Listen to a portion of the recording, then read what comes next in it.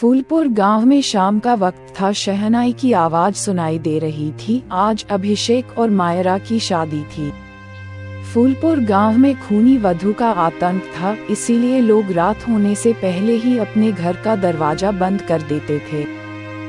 अभिषेक की आज सुहाग रात थी। वो खुशी खुशी अपने कमरे में जाता है और देखता है मायरा बिस्तर पर बैठी है। वही अभिषेक अपना चेहरा आईने में देख रहा था। तभी मायरा अभिषेक को आवाज लगाती है, कहती है, आओ अभिषेक, इतना देर क्यों लगा रहे हो?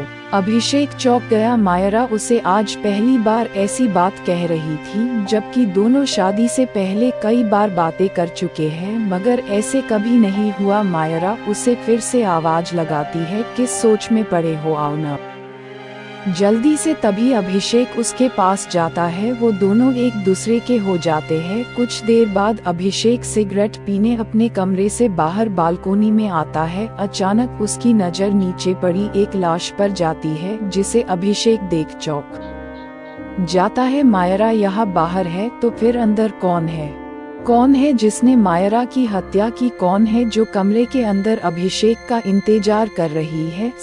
जब अभिषेक ने छत से नीचे मायरा की लाश देखी तो अभिषेक पैरों तले जमीन खिसक गई, क्योंकि अभी उसके कमरे में जो है वो कोई और नहीं बल्कि खूनी वधू है। अभिषेक कमरे में जाता है और पूछता है, कौन हो तुम? क्या तुम खूनी वधू हो?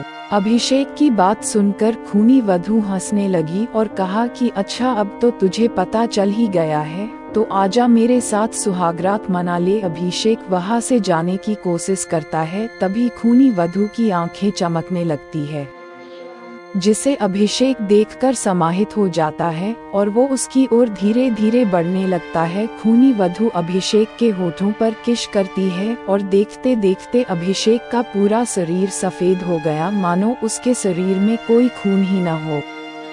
सुबह सबको पता चला कि एक नए शादीशुदा जोड़े की हत्या हुई है। गांव वाले बहुत डर गए और कहा, लग रहा है वो खूनी वधू फिर से आ गई है। हमें उन बाबा को फिर से बुलाना पड़ेगा जिन्होंने खूनी वधू को कैद किया था।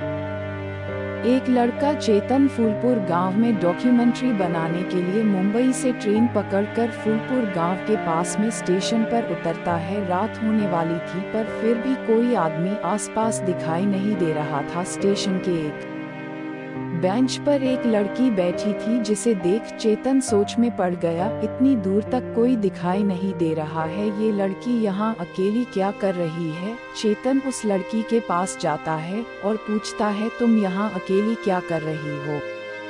उसने कहा, इंतजार। चेतन ने कहा, किसका? तो उस लड़की ने कहा, जिसका इंतजार था अब वो पहुंच चुका है। तो चेतन बोला, तो एक काम करो, चलो मैं तुम्हें तुम्हारे घर तक छोड़ देता हूँ। वो लड़की बोली, पहले खुद का रहने का ठिकाना ढूंढ लो, फिर मुझे ले जाना। वैसे भी तुम जाओ, मैं अपने घर चली जाऊंगी। तभी वहां से एक ऑटो गुजरता है और वो चेतन को आवाज लगाता है, अरे भाई साहब, चलना है तो चलो, नहीं तो फिर कोई ऑटो नहीं मिलेगा। चेतन ऑटो वाले की तरफ देखता है, तभी वो लड़की न जाने कहाँ गायब हो गई। ऑटो वाला फिर से आवाज लगाई, बोला, यही रात बिताने का मन है क्या भाई साहब? चेतन बोला, आ रहा हूँ।